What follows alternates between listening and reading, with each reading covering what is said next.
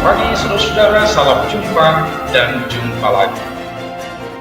Kita sudah menikmati firman Tuhan selama ini, tentu banyak pengalaman suka dan duka sebagai pengalaman rohani, dan di dalamnya kita bertumbuh. Oleh karena itu saudara-saudara, kabar-kabarilah pengalaman itu agar kita bisa bersama-sama berdoa. Sebentar lagi kita akan mendengarkan firman Tuhan yang akan mendampingi kita di dalam perjalanan hidup kita untuk tetap berbahagia. Saudara-saudara yang dikasihi Tuhan Yesus Kristus, salam jumpa dan jumpa lagi. Firman Tuhan menanti saudara berkat yang luar biasa dari ruangan podcast HKBP Setia Mekar. Marilah kita mendengarkan firman Tuhan, dan sebelumnya mari kita berdoa. Damai sejahtera Allah yang melampaui segala akal dan pikiran, itulah kiranya menyertai saudara sekalian di dalam Kristus Yesus Tuhan kita. Amin. Inilah saudara-saudara firman Tuhan, kabar gembira bagi kita.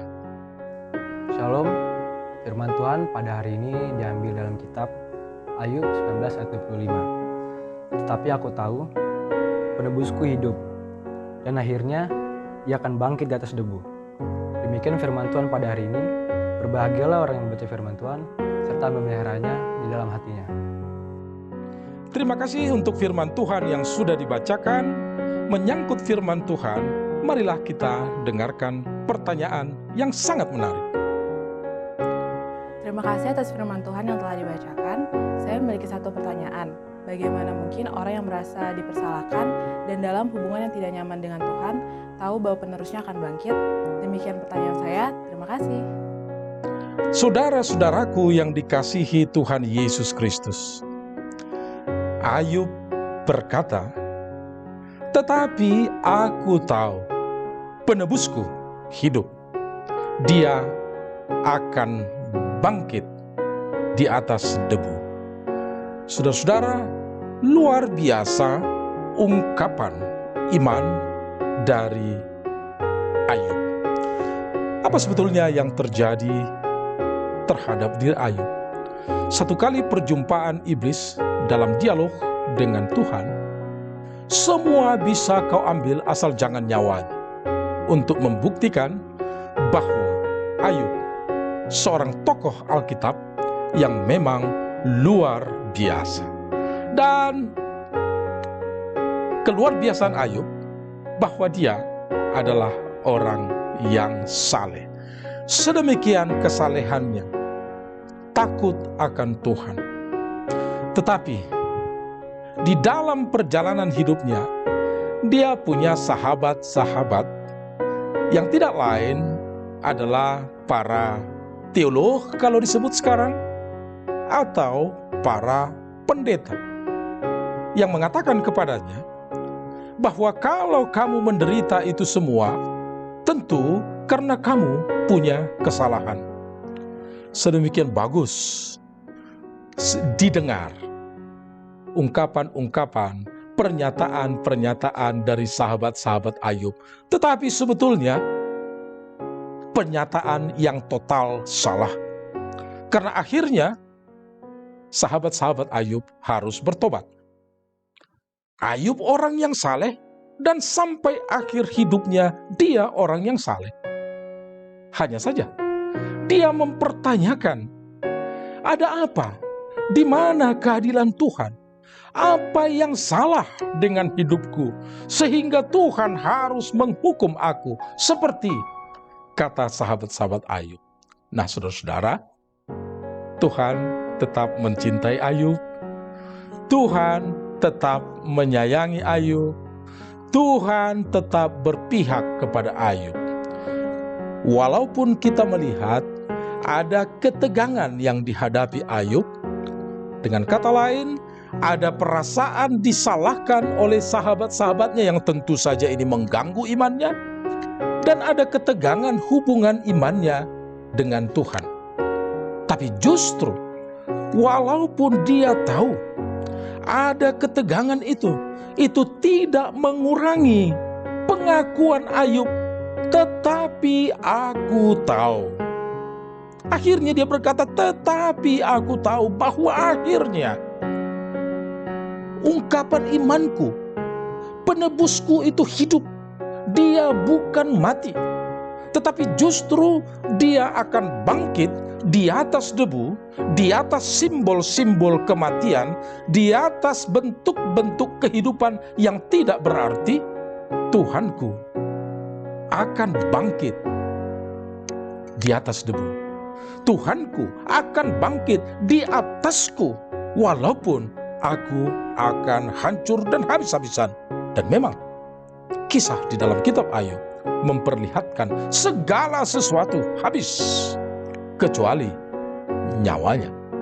Saudara-saudara yang dikasihi Tuhan Allah di dalam Yesus Kristus, model bergumul ini sangat penting.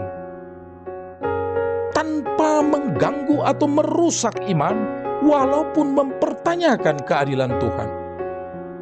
Karena dia yakini dan dibuktikan oleh Alkitab sendiri, dari awal sampai akhir kitab Ayub, tidak ada yang mengatakan kekurangannya, bahwa dia tidak takut akan Tuhan, bahwa dia tidak saleh.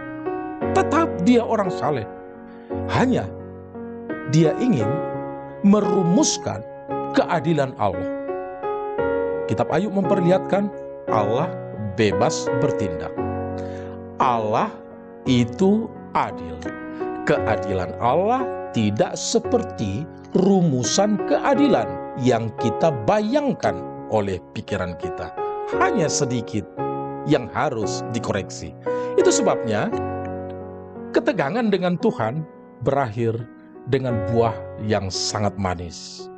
Itu sebabnya apapun yang terjadi di dalam dialog kita dengan Tuhan, kita boleh menanyakan sesuatu. Atau mungkin dalam kehidupan kita yang begitu serius, mungkin kita mempertanyakan Tuhan.